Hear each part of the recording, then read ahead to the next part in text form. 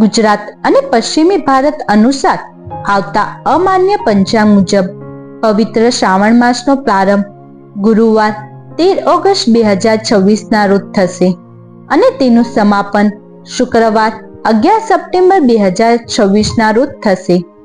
એ નોંધ રહેવું કે ભારતના જુદા જુદા પ્રદેશોમાં પંચાંગ પ્રમાણે તારીખોમાં થોડો ફેરફાર થઈ શકે છે. શ્રાવણ મહિનામાં સોમવારના વ્રતનું ફળ અનેક ગણું મનાય છે.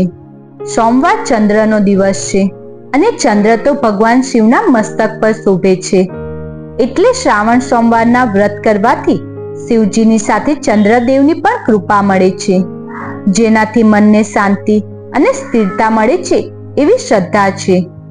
વર્ષ 2026માં ગુજરાતી પંચાંગ મુજબ શ્રાવણ માસના કુલ 4 સોમવાર આવશે. પહેલો શ્રાવણ સોમવાર 17 ઓગસ્ટ 2026, બીજો શ્રાવણ સોમવાર 24 ઓગસ્ટ 2026, ત્રીજો શ્રાવણ સોમવાર 31 સપ્ટેમ્બર 2026, ચોથો શ્રાવણ સોમવાર 7 સપ્ટેમ્બર 2026,